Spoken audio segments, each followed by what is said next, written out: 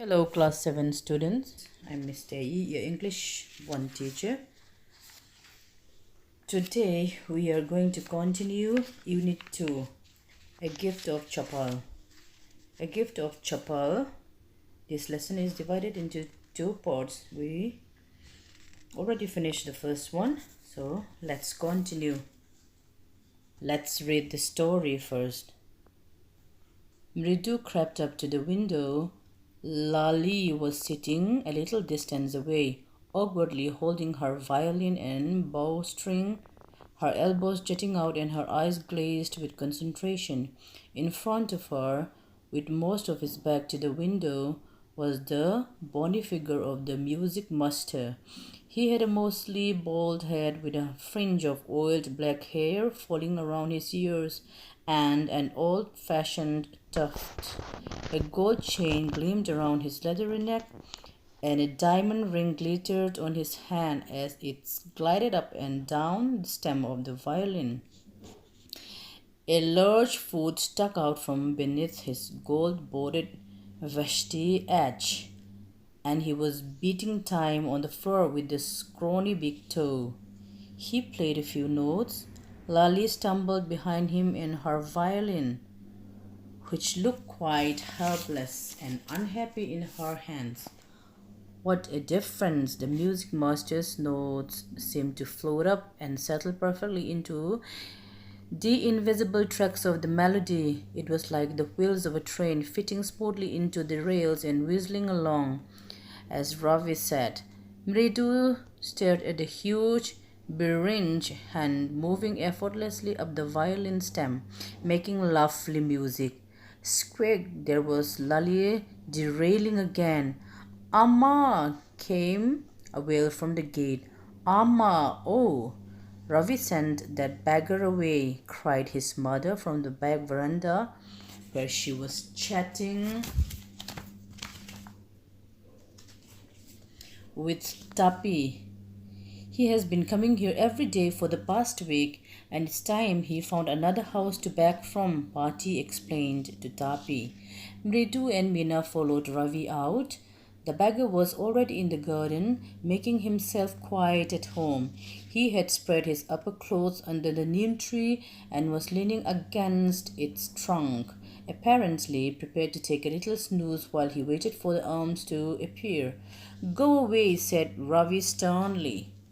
My Patty says it's time you found another house to beg from.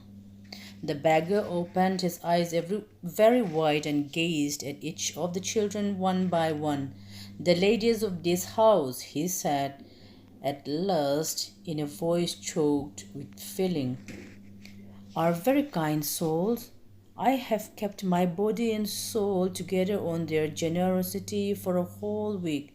I cannot believe that they would turn me away. He raised his voice. Amma, Amma, oh, sad his wail might be, but it certainly wasn't feeble.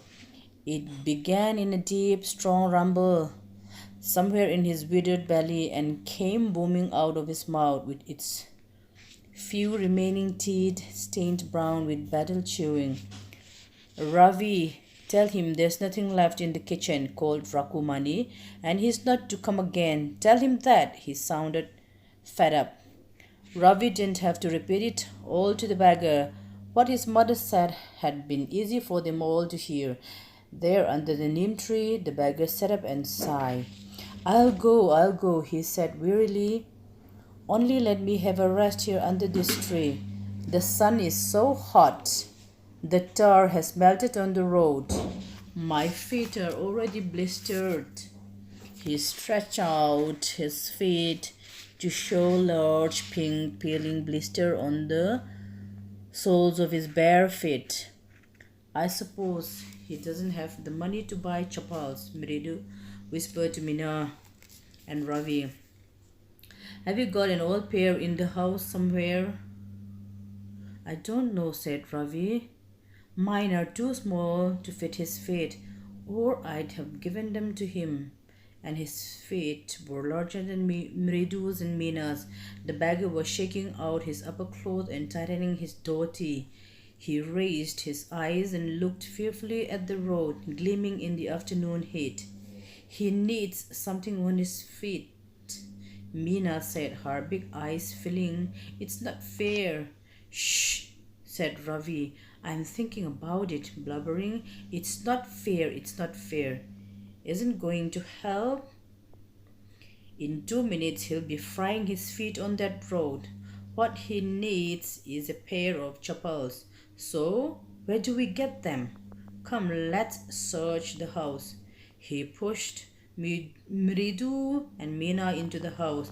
Just as she stepped into the veranda, Mridu's eyes fell on the old-looking chappals she had noticed when she arrived. Ravi, she whispered to him, whose are those? Ravi turned and glanced at the shabby-looking but sturdy old slippers. He beamed and nodded. These are just the right size, he said, picking them up. Mridu and Meena followed him nervously back into the garden. Here, said Ravi to the beggar, dropping the slippers in front of the old man. Wear these and don't come back. The beggar stared at the slippers, hurriedly flung his towel over his shoulder, pushed his feet into them and left, muttering a blessing to the children. In a minute, he had vanished around the corner of the street. The music master came out of the house and took an unappreciative look at the three of them sitting quietly under the tree, playing marbles. Then he searched for his chappals in the veranda where he had put them. Lali, he called. After a few moments, she hurried up to him. Have you seen my chappals, my dear? I remember having kept them here. Ravi, Mridu, and Meena silently watched Lali and the music master search every corner of the veranda. He scurried around, looking over the railing and crouching near the flower pots to look between them. Brand new, they were. I went all the way to Mount Road to buy them, he went on saying. They cost a whole month's fees, do you know? Soon Lali went in to tell her mother. Rukumani appeared looking harassed, with Pati following her. Where could they be? It's really quite upsetting to think someone might have stolen them. So many vendors come to the door, worried Pati. Rukumani caught sight of Ravi, Mridu, and Meena sitting under the tree. Have you children? She began, and then, seeing they were curiously quiet, went on more slowly. Seen anyone lurking around the veranda? A sharp V-shaped line had formed between her eyebrows. Another straight, tighter one appeared in place of her usually soft, pleasant mouth. Rukumani was angry, thought Mridu with a shiver. She shouldn't be so upset if she knew about the poor beggar with sores on his feet. She tried to tell herself. Taking a deep breath, she cried, Rukumani, there was a beggar here. Poor thing, he had such boils on its feet. So, said Rukumanu grimly, turning to Ravi, you gave the music master's chappals to that old beggar who turns up here. Children these days, groaned Patty. Amma, didn't you tell me about Karna who gave away everything he had, even gold earrings? He was so kind and generous. Silly, snapped Rukumani. Karna didn't give away other people's things. He only gave away his own. But my chappals wouldn't have fitted the beggar's feet. Ravi rushed brushly on. And Amma, if they did fit, would you really not have minded? Ravi, said Rukumani, very angry now. Go inside this minute. She hurried indoors and brought out Gopu Mama's hardly worn new chappals. They should fit you, sir. Please put these on. I am so sorry. My son has been very naughty. The music master's eye lit up. He put them on, trying not to look too happy. Well, I suppose this will have to do. These days, children have no respect for our elders. What to do? A Hanuman incarnate. Only Rama can save such a naughty fellow. Rukumani's eyes flashed. She didn't seem to like Ravi being called a monkey, even a holy monkey. She stood stiff and straight by the front door. It was clear she wanted him to leave quickly. When he had clattered off in his new chappals, she said, Mridu, come in and have some tiffin. Honestly, how do children think of such things? Thank God your Gopu Mama doesn't wear his chappals to work.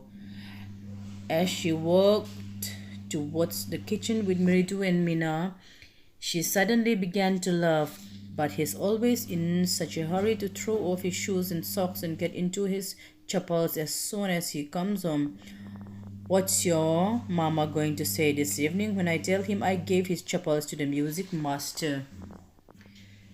That's the end of the story. The story is written by Vasantha Surya. These passages are taken out from Ritu in Madras. Guru Chaka turns up. Alright, here's your assignment. Comprehension check, page 28. You have to do comprehension check 1 and 2. 1 and 2. No need to do number 3. No need to do number 3 and turn the page. On page 29, here's some exercises. Working with the text. Complete the following sentences. Number 1 to 5. This is assignment number 2. Complete the following sentences. 1 to 5 is your assignment number 2. And at the bottom of this page, number 6, working with the text, number 6. On getting a gift of Chappal's, the beggar vanished in a minute. Why was he in such a hurry to leave? This one, in assignments to comprehension, check 1 and 2 ni. Ngo 1 and 2 ni in siya nga.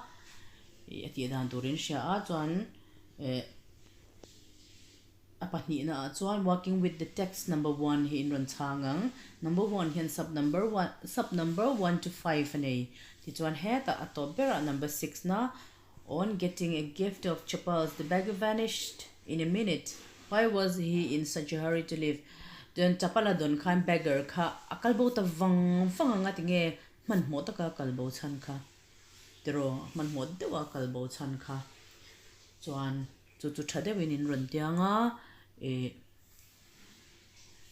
ahun ta kain ron submit ang ahun kain shot ka ai bai le pot ule.